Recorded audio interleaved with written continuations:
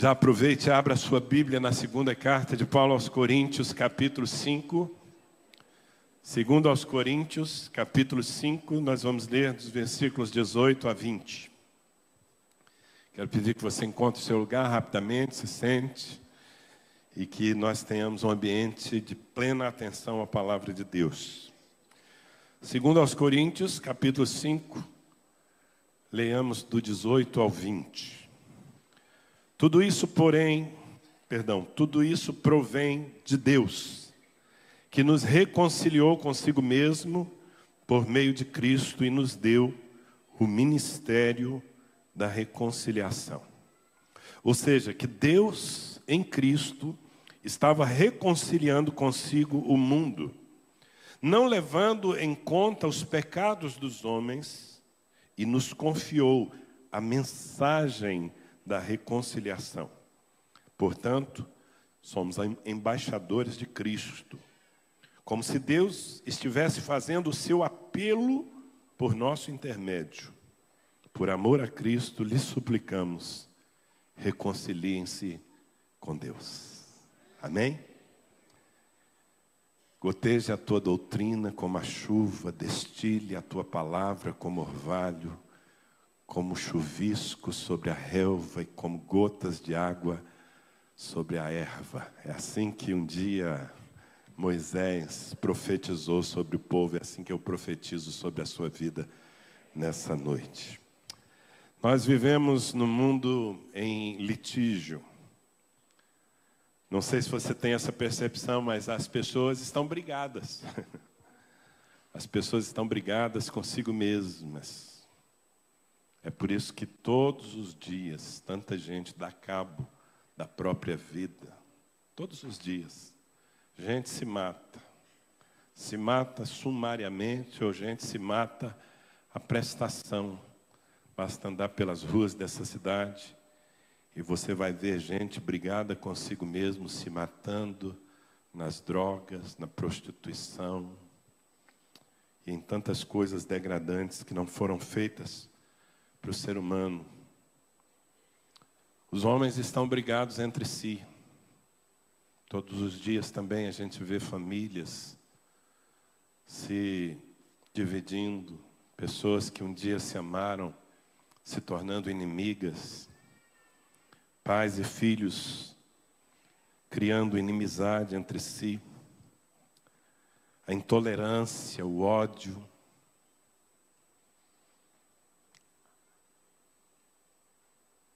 a falta de compaixão, a frieza, o desprezo, a distância. Tudo isso faz parte da nossa geração, de uma forma geral. Como eu disse, o mundo vive em litígio. E tudo isso tem uma origem. Quando Deus criou o homem, Ele não fez para isso. Deus criou o homem para a comunhão. Quando lemos os 2 primeiros capítulos da nossa Bíblia, nós temos uma ideia de como foi. Deus fez o homem para a comunhão. Em primeiro lugar, para a comunhão consigo mesmo. Porque a Bíblia diz que Deus todos os dias vinha se encontrar com Adão. Eles desfrutavam de plena comunhão. Mas Deus fez o homem também para viver em harmonia. Aliás, depois de criá-lo, Deus olhou para ele, olhou para a sua estrutura e disse: não é bom que o homem esteja só. Ele não foi feito para ficar só. Ele foi feito para se relacionar. Eu preciso prover relacionamento. Foi para isso que o Senhor nos fez. Mas o Senhor estabeleceu uma regra. Deus disse ao homem: você é livre. Eu criei tudo isso para você. Você pode comer de tudo que há nesse jardim. Apenas não coma daquela árvore que está no meio do jardim, a árvore do conhecimento e do mal. E Deus avisou, Deus disse: porque no dia em que você comer daquela árvore, certamente você morrerá. E todos nós conhecemos a história, sabemos que a curiosidade, o desejo de ter vida própria levou o homem a provar daquele fruto. E é interessante porque Deus prometeu que no dia em que o homem comesse, ele morreria. E nós sabemos que fisicamente Adão e Eva não morreram naquele dia. Eles continuaram vivendo por muitos anos sobre a terra. E eu digo fisicamente eles não morreram, porque espiritualmente sim morreram. Naquele dia, quando escolheram o pecado, quando viraram as costas para Deus, eles foram desligados. Sabe como um equipamento que é desligado da tomada? Eles foram desligados de Deus. E eles entraram em trevas. E a partir daí, todos os homens fizeram o mesmo caminho. E a falta da vida de Deus desordenou o nosso mundo. Porque não nos relacionando com Deus, o pecado se estabeleceu como um grande abismo. A ponto de Deus falar na sua palavra, não são as minhas mãos que estão encolhidas, para que não possam abençoar. Nem os meus ouvidos estão surdos, para que não possam ouvir. Mas o vosso pecado faz separação entre vós e o vosso Deus. Há um grande abismo, o pecado, a vida independente que vocês escolheram viver, criou um grande abismo entre eu e vocês. E por conta desse abismo, o homem se desordenou. Então as pessoas não conseguem encontrar a sua própria identidade, elas estão infelizes, elas não conseguem realmente se amar. Porque olham para dentro de si e não encontram um reflexo da glória de Deus, porque todos foram destituídos da glória de Deus. E não conseguindo se amar, não conseguem amar o seu semelhante. E isso vai piorando a cada dia. A Bíblia diz que por se multiplicar a iniquidade, o amor de muitos esfriaria. É o que vemos acontecer na nossa geração, provavelmente mais do que em qualquer outra. Gente em litígio, gente que está de mal com Deus, e porque está de mal com Deus, está de mal consigo mesmo, está de mal com os outros. E daí surge tanta intolerância, tanta inimizade, tanta infelicidade, tanta desesperança. Mas Deus, em seu grande amor, nos vendo perdidos e em trevas, Ele resolveu construir uma ponte. Ele tomou a iniciativa, enviando seu Filho unigênito. E Jesus Cristo viveu e morreu. Eu digo viveu e morreu, porque as duas coisas são muito importantes. Jesus Cristo viveu a nossa vida.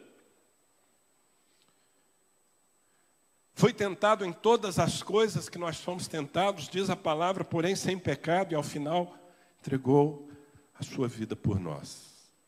Esse é o cerne do Evangelho. Jesus Cristo morreu por todos os homens. Para quê? Para reconciliá-los com Deus. O homem que estava brigado, o homem que estava de costa, o homem que estava ofendendo a Deus com a sua independência, agora tem uma oportunidade. Um caminho, como o pastor Zé Mauro falou aqui, um caminho de sangue que foi construído por Jesus Cristo. É por isso que a imagem mais poderosa, mais emblemática de toda a história da humanidade é de um homem pendurado numa cruz, sangrando, de braços abertos. Aquele homem não é um homem qualquer, é o próprio Deus que se fez homem. O próprio Deus que, como homem, enfrentou o pecado e o venceu, mas se ofereceu pelos nossos pecados, porque Ele não os tinha. E quando você olha para a cruz, por toda a eternidade, o que você vai ver?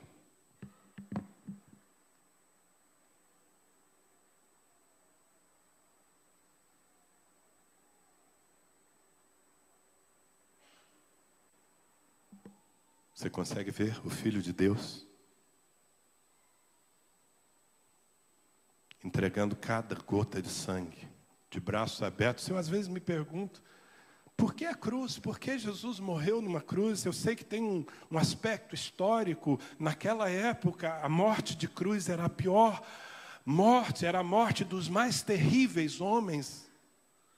E Ele se colocou no lugar dos mais terríveis. Mas eu penso também que Deus escolheu que o seu filho morresse numa cruz, para que a humanidade soubesse que os seus braços estão abertos.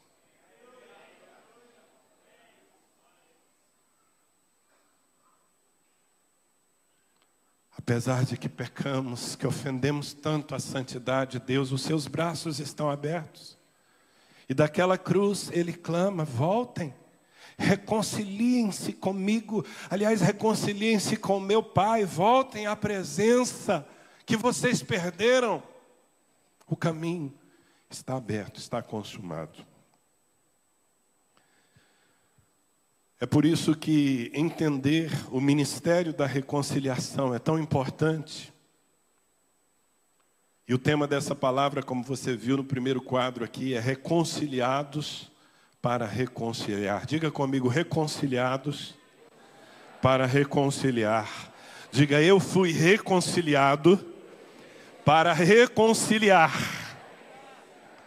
Nós precisamos entender isso, precisamos ter uma revelação do que significa, porque se não entendermos o que Jesus fez, fica confinado no fato da história, sem poder tocar a vida dos homens.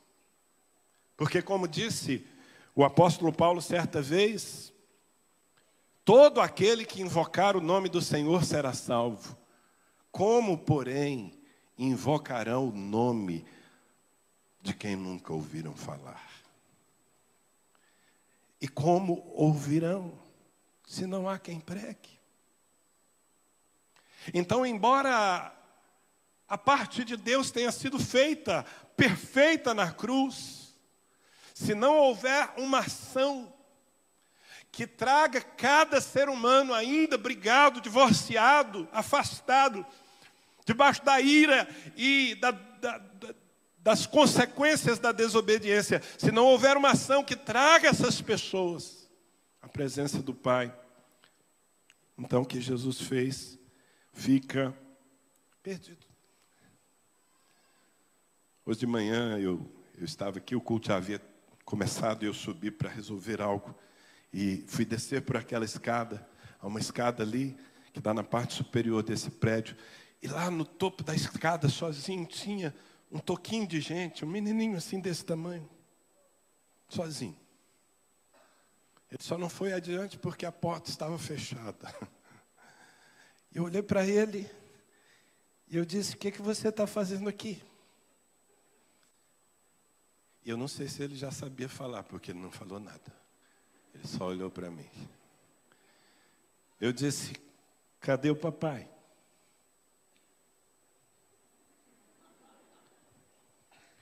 E a mamãe?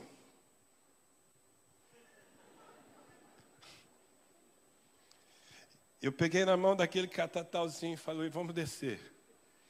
E fomos descendo, degrau por degrau. Demorou um pouquinho, porque os degraus eram grandes para ele. Cheguei ali naquele hall e não havia ninguém. Essa criança estava perdida. E aí eu me dirigia ali à recepção, e quando eu cheguei lá, eu falei com o diácono que estava lá, ele disse: o pai dele está desesperado procurando ele. Eu tinha soltado a mão, quando eu olhei, ele estava com a mãozinha para mim.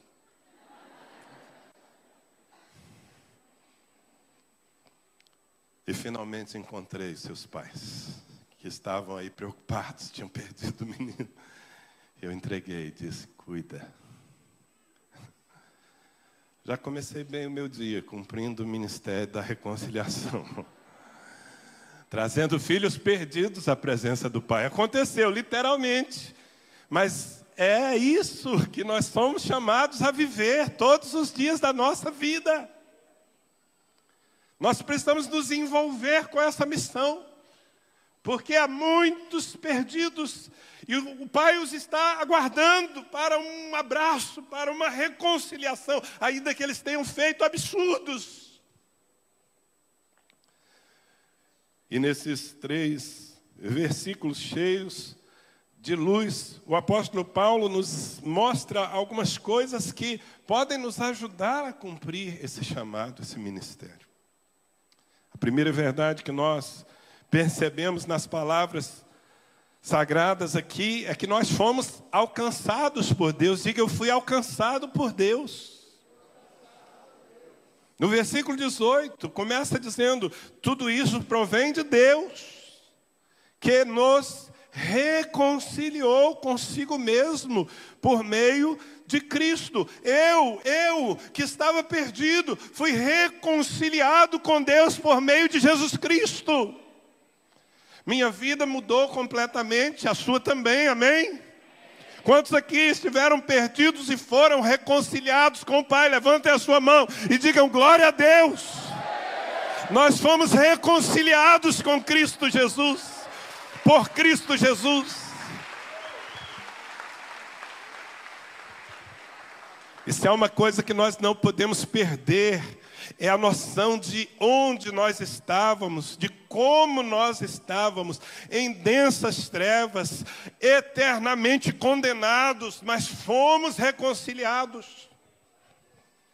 O próprio Paulo, escrevendo aos Efésios, no capítulo 2, versículo 3, ele diz, anteriormente, todos nós. Gente, todos nós, é todos nós, amém? Fala para o seu vizinho, é eu. É eu. Todos nós também vivíamos entre eles, satisfazendo as vontades da nossa carne, seguindo os desejos e pensamentos.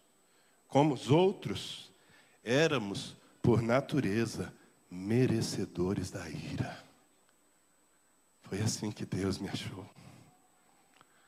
Merecedor da ira, pecador, rebelde, ignorando o seu trono.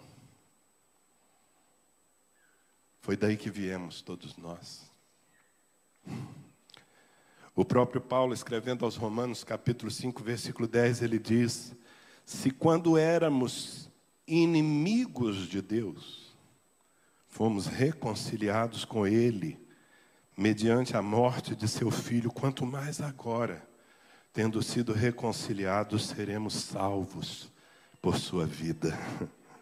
Nós éramos inimigos de Deus, por causa da afronta do nosso pecado, todos nós éramos inimigos de Deus, estávamos justamente condenados à morte eterna.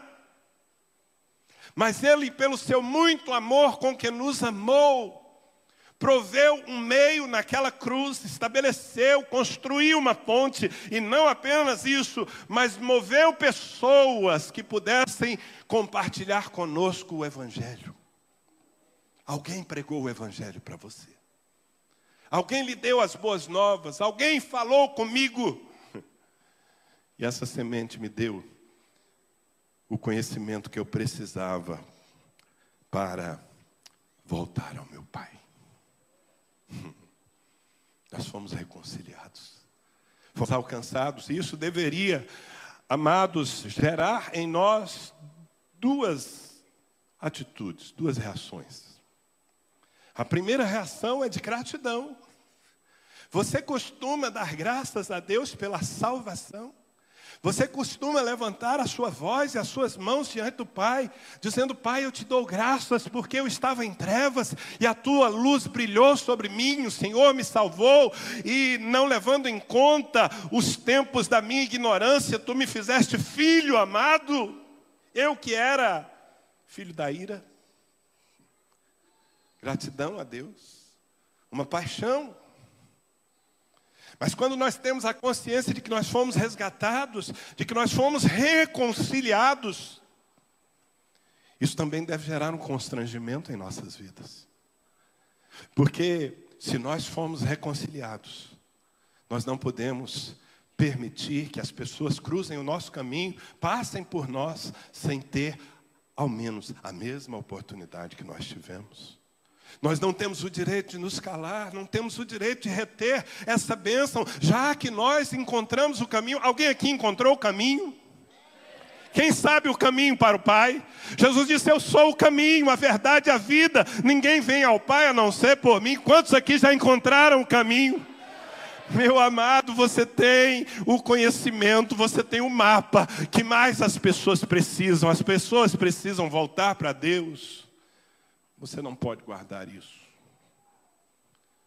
E quando nós exercitamos essa consciência de que fomos alcançados, fomos reconciliados, fomos perdoados, então o que tende a surgir em nosso coração é um amor.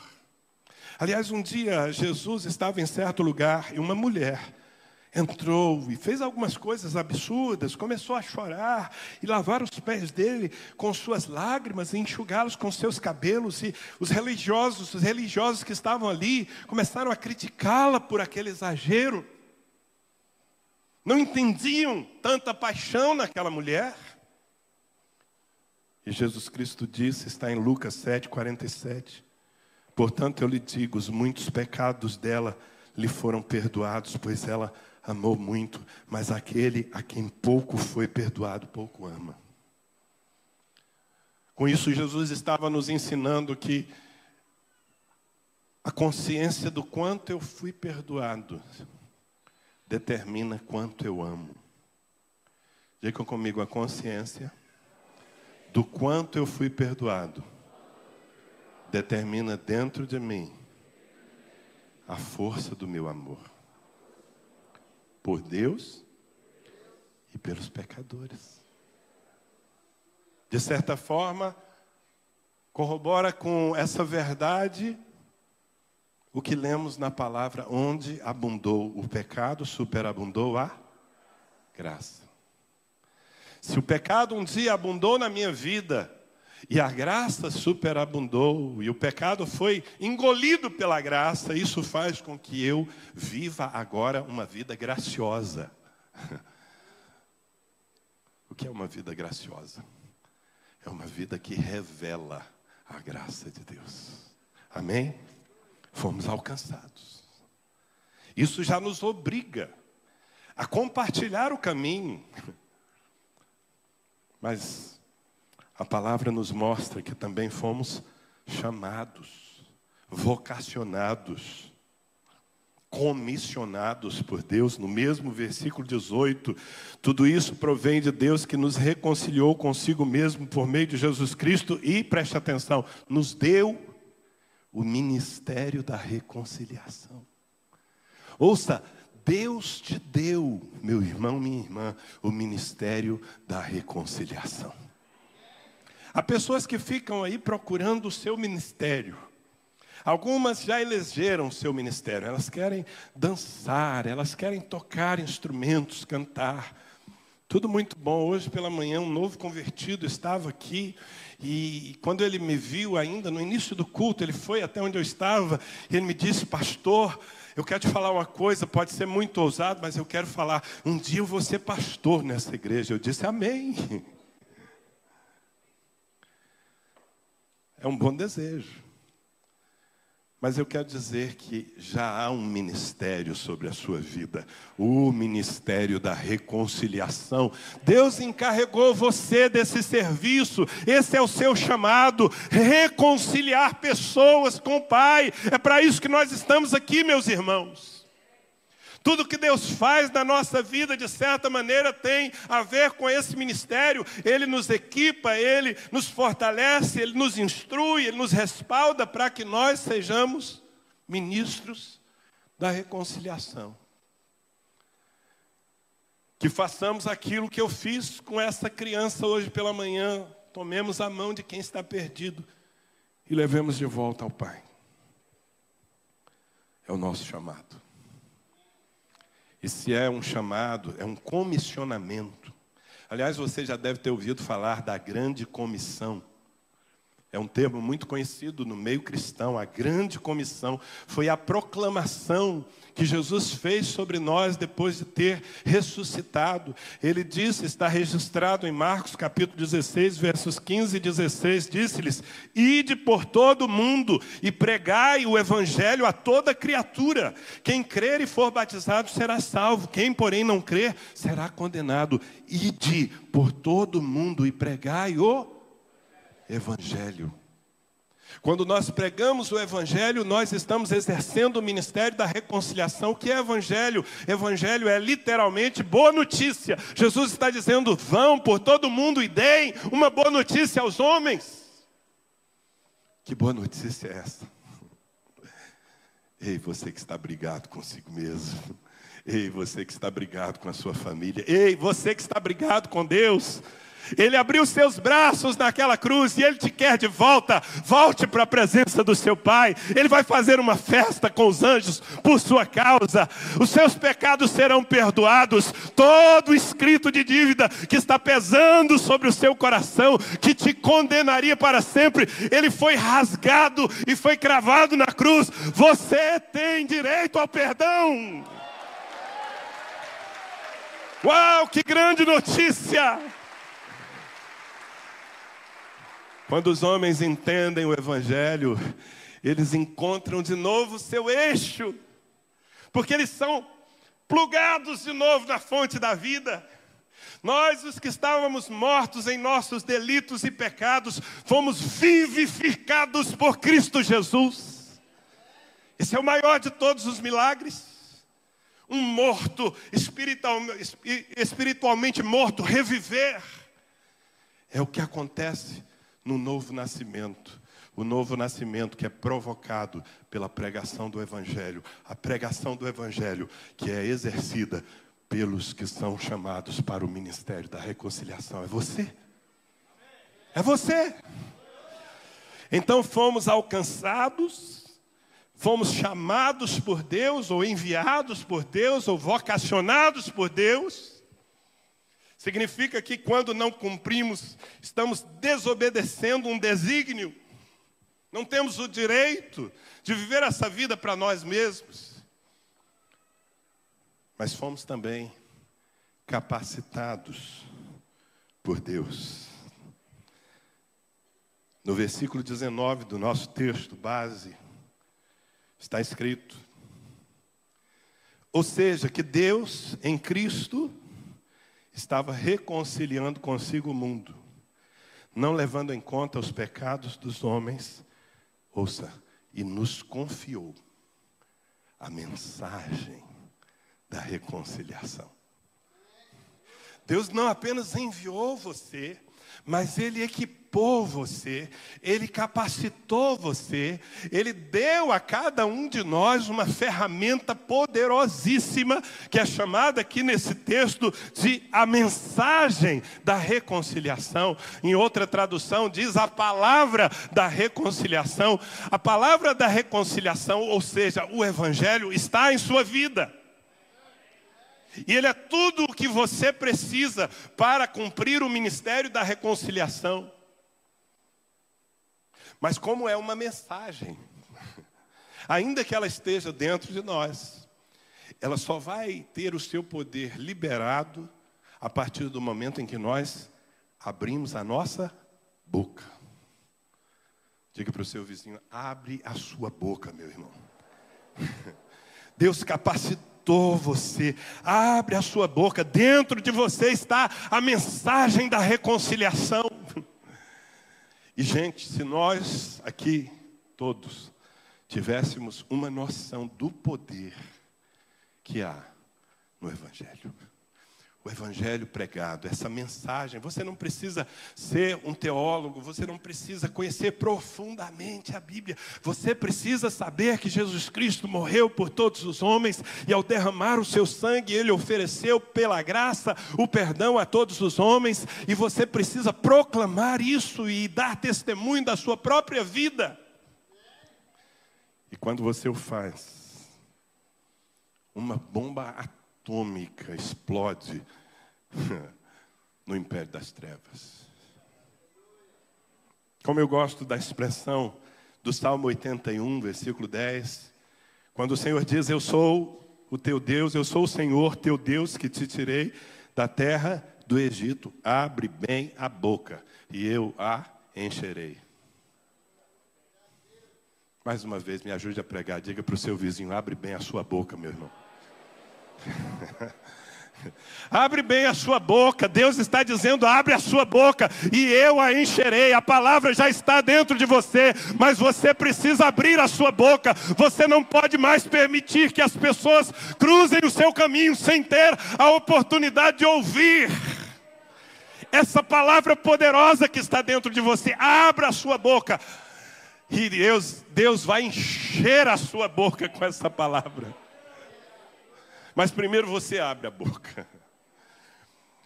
Muitas vezes nós ficamos presos pelo nosso comodismo, ficamos presos pela timidez. Como eu disse, convivemos com pessoas, vemos pessoas perdidas em trevas, brigadas com Deus, consigo mesmo, com seus semelhantes, cruzando o nosso caminho. Mas nós não exercemos o nosso ministério, não falamos, não pregamos, não anunciamos a palavra, não abrimos a nossa boca.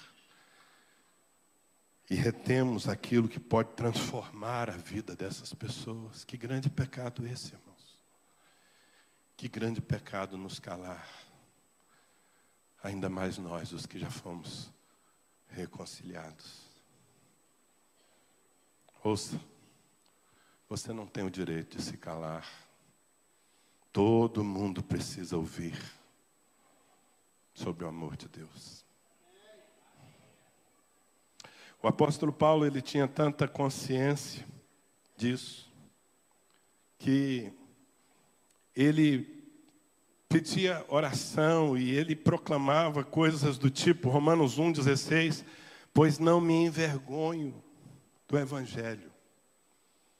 Você se envergonha do Evangelho? Há pessoas aqui, eu acredito, que se envergonham do Evangelho. Por isso não proclamam, não compartilham a palavra com ninguém. Mas Paulo diz, eu não me envergonho do Evangelho. Porque o Evangelho é o poder de Deus para a salvação de todo aquele que crê, primeiro do judeu e também do grego. Eu não me envergonho do Evangelho porque eu sei quanto poder há no Evangelho para a salvação daquele que vier a crer. Eu preciso proclamar. Deus me capacitou, me deu uma arma poderosíssima que eu não posso guardar. Amém? Então fomos alcançados, chamados, capacitados, mas fomos também respaldados por Deus. Aliás, irmãos, aqui eu faço uma pausa, porque nós temos o costume de, nas nossas reuniões, quando há alguma autoridade, nós apresentamos as autoridades. E eu cometi uma gafe e não apresentei uma autoridade que há entre nós. Desculpe eu fazer isso agora atrasado, mas eu quero pedir que nós temos nessa noite aqui o embaixador, e eu queria pedir que ele ficasse em pé. Fique em pé, João, fique em pé. Fique em pé, você, fique em pé, Nilton, fique em pé. Fique em pé, Moisés, fique em pé. Há um embaixador, aliás, há 10, há 20, há 1000 embaixadores. É o que está dizendo aqui no versículo 20. Portanto, somos embaixadores de Cristo. Leia comigo. Portanto, nós somos embaixadores de Cristo. Eu quero honrar todos os embaixadores do reino de Deus aqui nessa noite. Prestar uma reverência a vocês. Porque o embaixador é aquele que representa um estado. E você representa o reino de Deus nessa terra.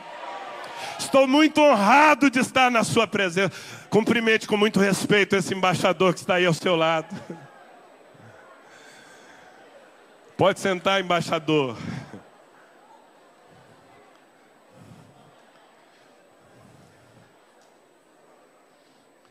Diga respaldados.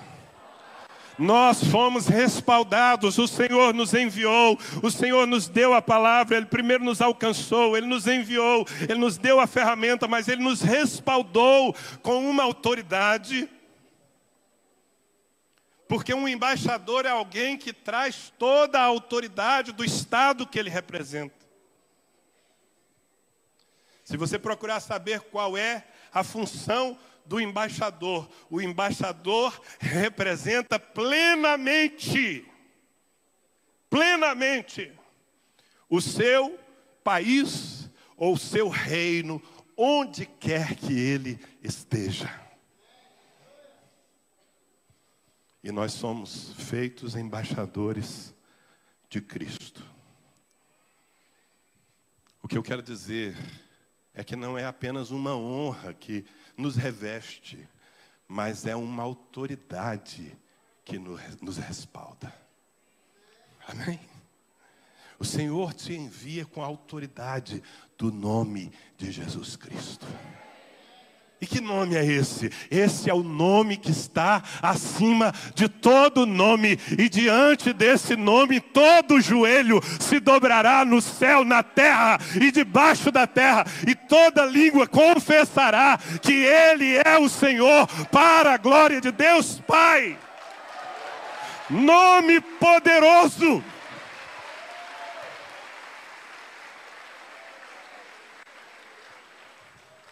E esse nome repousa sobre você. Quando você entra na vida de uma pessoa, pode dizer: cheguei, em nome de Jesus Cristo. E os demônios vão entrar em pânico. Temos o respaldo. Aliás, você deve ter notado que quase sempre eu estou usando textos escritos pelo apóstolo Paulo, porque esse homem teve muita revelação, e como ele escreveu o primeiro texto, então eu resolvi, vasculhar a Bíblia para ampliar essa compreensão. E o apóstolo Paulo, escrevendo aos Efésios, no capítulo 6, versículos 19 e 20, ele diz assim: e também orem por mim, para que me seja dada. Preste atenção, Paulo estava preso, numa prisão. E ele não pede oração do tipo: gente, ora por mim que eu estou desanimando. Ora por mim porque eu fui vitimado. Ora por mim porque eu estou injustamente aqui nessa prisão. E a minha vida está passando, eu estou com medo. Não. Ele diz assim: e também ore por mim, para que me seja dada, no abrir da minha boca, a palavra, para com intrepidez fazer conhecido o mistério do Evangelho, pelo qual sou embaixador em cadeias, para que em Cristo eu seja ousado para falar, como me cumpre fazê-lo. Percebe que esse é o espírito de alguém que sabe a que foi enviado? Eu sou um embaixador. E o embaixador fala em nome do seu rei. Estando eu em cadeias ou livre, eu estou aqui. E eu só peço uma oração: que me seja dada, no abrir da minha boca, a intrepidez para falar com desassombro do Evangelho de Cristo Jesus. Agora, se Paulo, dentro de uma cadeia, se revestia da autoridade de embaixador para pregar, como é que nós, com a vida que levamos, podemos nos calar? Eu vou até ter misericórdia de você e dar um tempo para você também pedir oração. Pede oração para o irmão que está do seu lado. Fala com ele: irmão, ora por mim, para que também me seja dada, no abrir da minha boca, a intrepidez e a palavra. Pede oração aí. Não, eu estou falando sério. Pede oração, ora por ele aí, por favor. Gaste um tempo orando por essa pessoa. Eu quero que você ore por essa pessoa, dizendo: Deus, traz intrepidez sobre o meu irmão. Pode orar, não é brincadeira não, pode orar. Deus, traz intrepidez para esse embaixador falar a tua palavra. Ore, peça que ele seja revestido de autoridade, poder, ousadia, paixão, para manifestar o reino de Deus onde ele está. Senhor, em nome de Jesus, oramos para que também a nós seja dada a coragem de abrir a boca e ter a palavra de reconciliação. Nos ambientes mais diversos onde o Senhor nos semeou, nos nossos ambientes de trabalho, no meio das nossas famílias, na nossa vizinhança, naquela faculdade, Senhor, onde quer que estejamos, dá-nos a palavra e dá-nos a intrepidez para pregar o Evangelho. Amém? Amém? Diga, porque eu sou embaixador. Respaldados por Deus, queridos. Mas somos também inspirados por Deus. Diga comigo, alcançados, chamados, capacitados, respaldados e inspirados por Deus.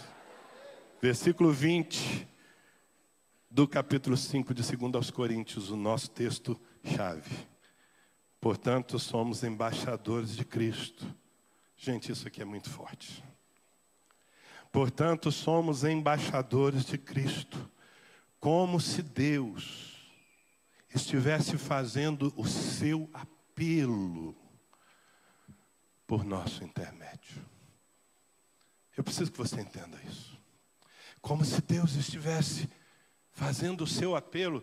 Essa é a versão, a NVI, Nova Versão Internacional. Na tradução mais tradicional, diz como se Deus estivesse rogando através de nós. Você sabe o que é rogar? Rogar, eu acho que eu posso traduzir como rogar é pedir encarecidamente. Isso é rogar. E Deus está, meu Deus, que amor é esse? Eu não estou falando de um Deus carente. Eu não estou falando de um Deus infeliz, solitário. Não, eu estou falando de um Deus completo em si mesmo, perfeito, autoexistente, eterno. Mas esse Deus ama tantos pecadores, os piores pecadores, que Ele é capaz de descer e rogar. E pedir encarecidamente que os pecadores voltem para Ele. E o ministério da reconciliação, segundo o apóstolo Paulo, é como se Deus estivesse fazendo esse apelo através de nós.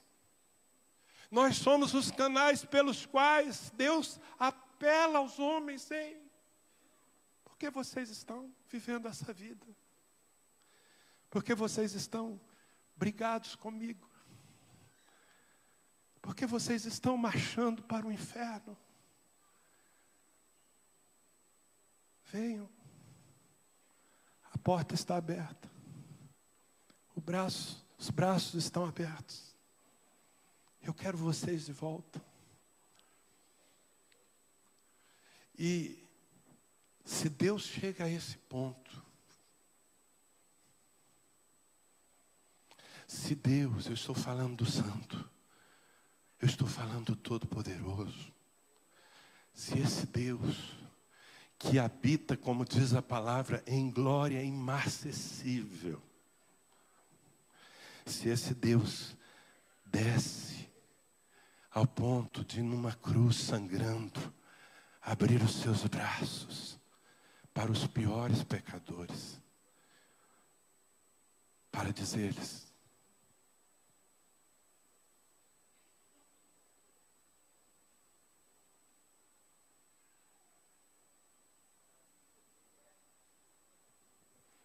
voltem para o Pai.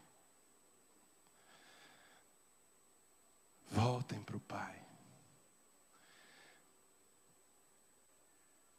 A Bíblia diz que Ele não teve por usurpação ser igual a Deus, mas esvaziou-se,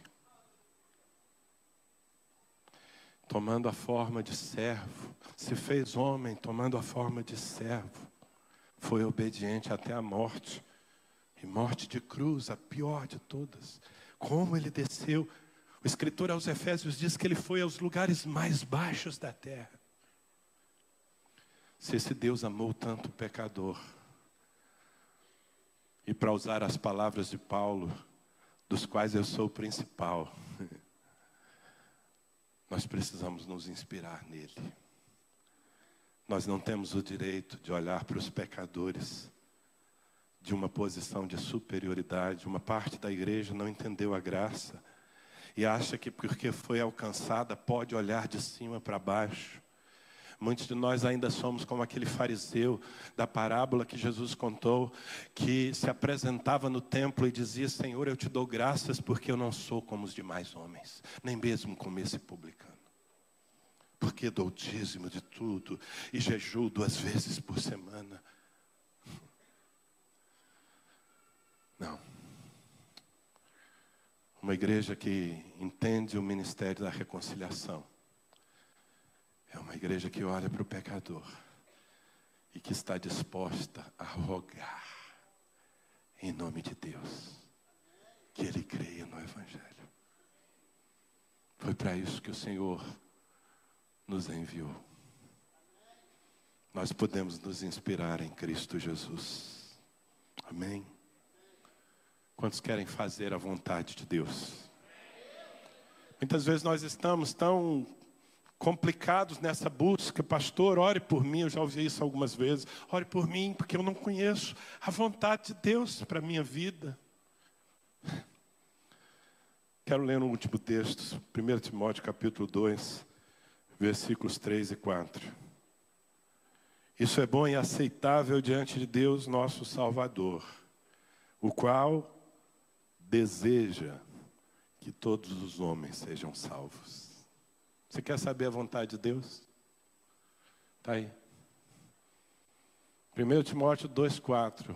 Deus deseja que todos os homens sejam salvos. Vou fazer a pergunta que eu fiz agora há pouco. Quantos aqui querem fazer a vontade de Deus? Deus deseja que todos os homens sejam salvos e cheguem ao pleno conhecimento da verdade. Essa é a vontade de Deus. Foi por isso que Ele alcançou você. Foi por isso que Ele chamou você. Foi por isso que Ele capacitou você. Foi por isso que Ele respaldou você. E é por isso que Ele está inspirando você nessa noite. Embaixador, abre a sua boca e prega o Evangelho. Em nome de Jesus Cristo, vamos ficar em pé.